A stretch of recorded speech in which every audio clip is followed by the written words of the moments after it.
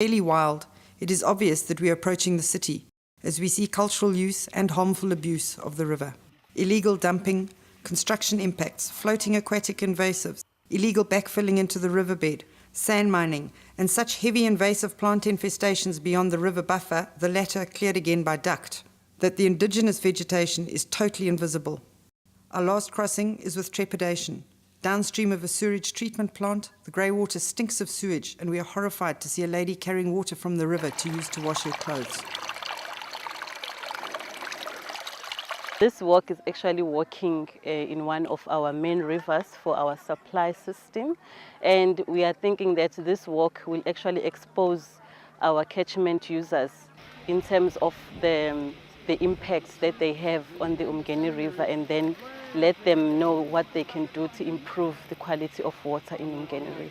Only 10 kilometres from the estuary, the impacts intensify and multiply with stormwater drains pouring out engine oil, sewage and litter, in addition to all the other usual impacts we have become familiar with. I'd like to know, are you at the cemetery? Must I come down to the cemetery?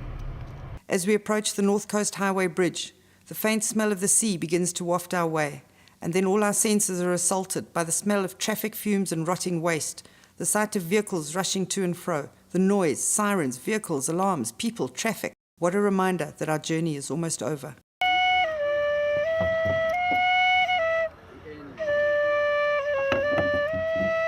The Springfield Park Conservancy showcases how an industrial area can be beautiful, but is sadly followed by a neglected section of the river next to the industrial area. In a way, we're all responsible, but I think big business, big industry, they've got to take a lot more responsibility than they are now.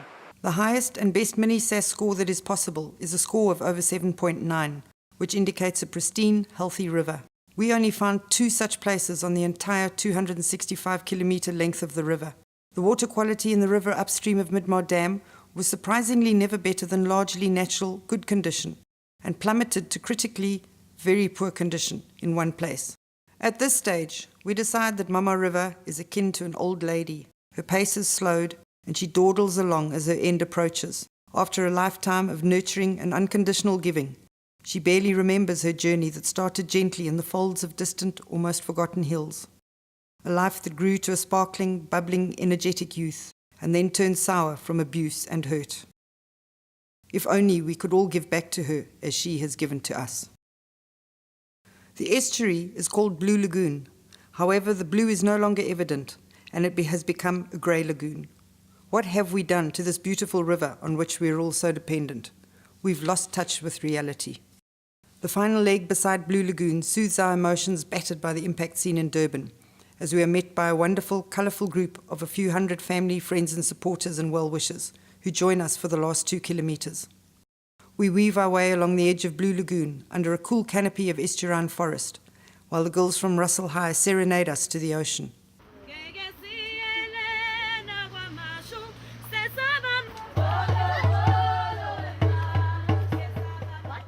Once under the last road bridge, the sounds of the city are at last drowned out by the sound of the ocean, which grows with intensity as we near the river mouth. Suddenly we crest a small dune, and there lies the ocean, sparkling in the sunlight, ready to receive the filthy waters of the uMngeni River into her embrace. A small ceremony to pour the water collected from the river's source into the ocean signals the end of not only our journey, but also that of the uMngeni River's journey. Mama River finally finds peace with the ocean after a long, at times painful and abused journey.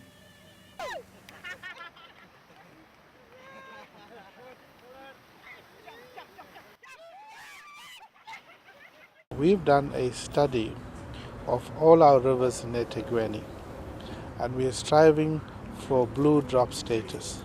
That's the highest international standard we can get for any water system. So there are some challenges with uMngeni, but it's an important source of water, but it's also an important source for recreation and sport, where you have one of the biggest paddle ski race, the DUCT Marathon. So I think it's a very important program for us in eThekwini and to the municipality, district municipality of uMngeni. This effort creating an awareness, they've gone to classrooms to educate children on the importance of rivers and why they need to flow cleanly and smoothly into the ocean and how life is so dependent on water. So they've done a lot of education program amongst the learners. They've done the walk to create awareness for our communities. These are truly environmental activists. Activists who care for our environment and who are practically doing things. The resolutions we take at the international conferences like COP17 are meaningless if we don't take bold action down at the ground level. And if we don't look after this river, it's our lifeline. It's what keeps the economy of half of Natal going, and we need to look after it. Water is life. Let us conserve it, respect it, and enjoy it. Mayday for rivers! Woo! Woo!